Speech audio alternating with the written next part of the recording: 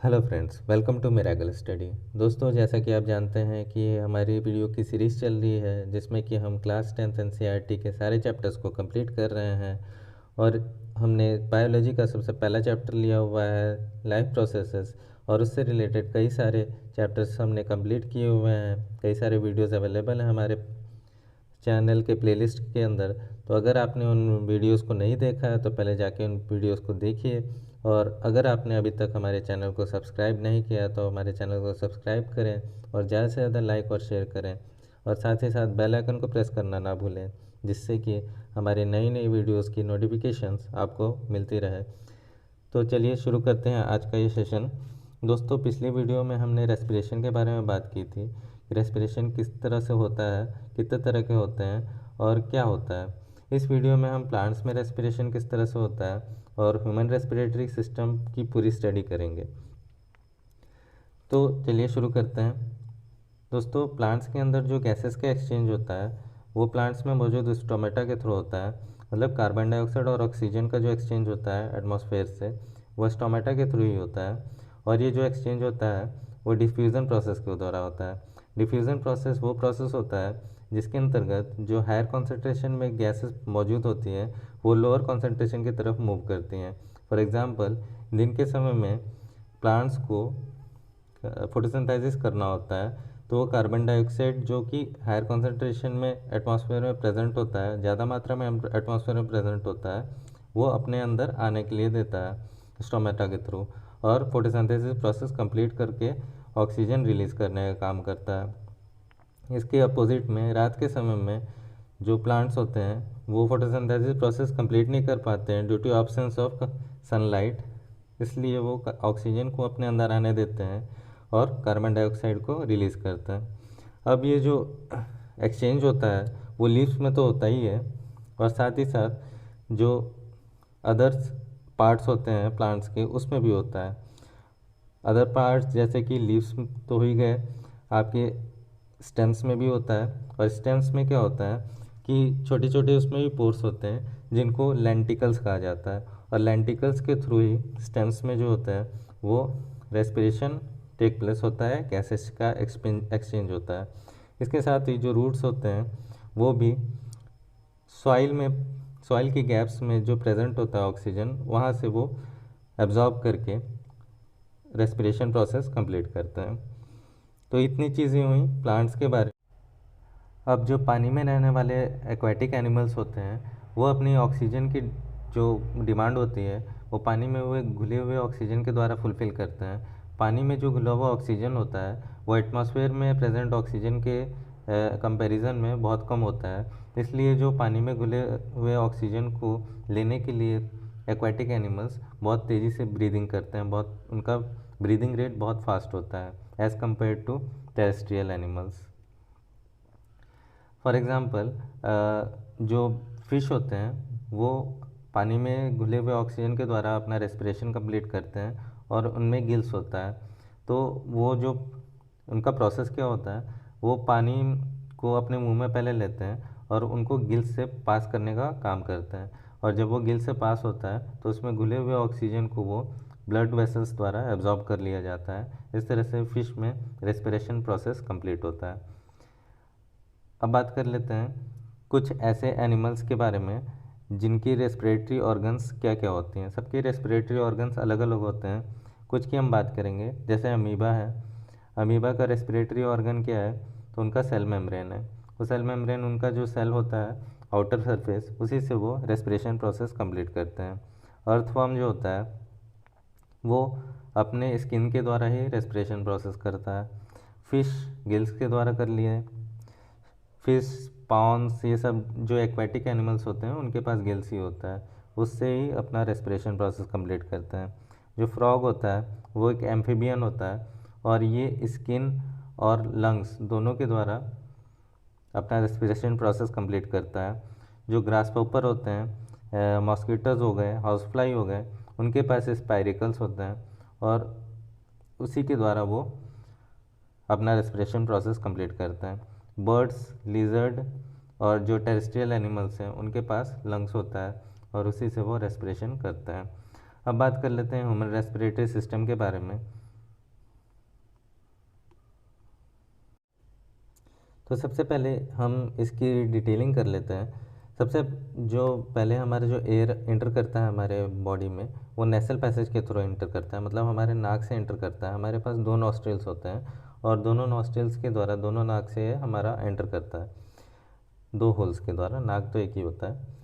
अब जो इसके बाद नेक्स्ट जो पॉइंट होता है वो फेरेंक्स आता है। फेरेंक्स जो होता है वो फूड और एयर का कॉमन पैसेज होता है। दोस्तों यहाँ पे हमारा माउथ है जहाँ से हम फूड एंटर करते हैं, और नसल कैविटी से हमारा एयर एंटर होता है।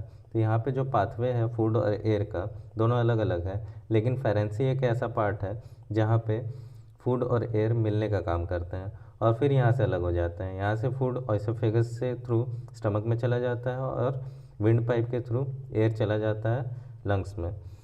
नेक्स्ट पार्ट आता है हमारा लायरेंक्स। लायरेंक्स हमारा वॉइस बॉक्स भी कहलाता है बॉडी का, जो कि वॉइस प्रोड्यूस करने का काम करता है। और इसके बाद नेक्स्ट आता है ट्रैकिया। ट्रैकिया जो होता है वो विंड पाइप कहलाता है और यहाँ से विंड लंग्स में एंटर करता है।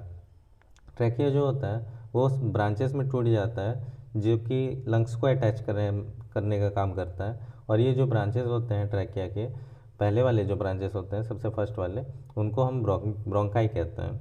और ब्रोंकाई फिर क्या होते हैं, छोटे छोटे सब ब्रांचेस में टूट जाते हैं। ये फिर छोटे इन ब्रांचेस में टूट जाएगा, ऐसे अलग अलग ब्रांचेस में टूट जाते हैं, जिनको हम ब्रोंक्यूल्स कहते हैं।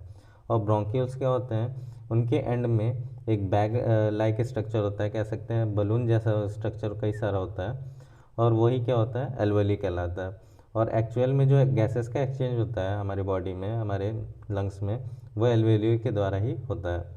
अभी जो लंग्स होता है हमारा, वो थैलेसिक कैविटी में हमारा प्रेजेंट होता है। ये पूरा जो लंग्स है उसको हम थोरेसिक कैविटी भी कहते हैं, थोरेसिक कैविटी। और जो ये लंग्स होता है हमारे डेलिकेट पार्ट होता है, इसलिए इसको प्रोटेक्ट करने का काम रिब केज करता है। रिब केज क्या करता है, उसको प्रोटेक्शन प्रोवाइड करता है। और ये इसमें कितनी बोन्स होती हैं, तो 12 बोन्स होती हैं, मतलब एक साइड में 12 और एक साइड में 12 पेयर की बोन्स होती हैं, 24 बोन्स होते हैं। इसके अलावा जो ट्रैकिया होता है उसके चारों ओर हमारे रिंग्स ऑफ कार्टिलेज होते हैं। कार्टिलेज क्या होता है, तो सॉफ्ट बोन होता है। ये बोन होता है लेकिन बोन से थोड़ा सा सॉफ्ट होता है, जैसे कि हमारे कान की हड्डी होती है, वो का एक कार्टिलेज बोन होती है। और ये जो कार्टिलेज बोन होता है, कार्टिलेजियस रिंग होते हैं, वो ट्रैकिया को प्रोटेक्ट करने का काम करता है। ये जब ट्रैकिया में कोई एयर प्रेजेंट नहीं होता है तो वो कोलैप्स कर सकता है, वो टूट सकता है, और यही जो कार्टिलेज होता है उसको टूटने से बचाने का काम करता है। इसके अलावा जो लंग्स के नीचे एक मस्कुलर पार्ट होता है जिसको हम डायफ्राम कहते हैं, और जब हम सांस इनहेल करते हैं, मतलब सांस जब लेते हैं, तो यही जो डायफ्राम होता है वो नीचे चला जाता है, मतलब नीचे की ओर मूवमेंट करता है, और जो लंग्स होते हैं वो बाहर की ओर निकलते हैं, थोड़ा सा फूल जाता है, जिससे कि हमें एयर को भरने में और सरफेस एरिया इंक्रीज करने में हेल्प करता है। और ये डायफ्राम जो होता है वो अगर हम जब सांस छोड़ते हैं तो डायफ्राम ऊपर की ओर मूव कर जाता है और लंग्स जो होता है सिकुड़ जाता है, जिससे कि प्रेशर बनता है, और जो कार्बन डाइऑक्साइड हमको रिलीज़ करना होता है वो हम नसल पैसेज के थ्रू रिलीज़ कर देते हैं। तो अब जान लेते हैं इसकी पाथवे पूरा क्या होता है, कहाँ से कौन सा प्रोसेस कंप्लीट होता है।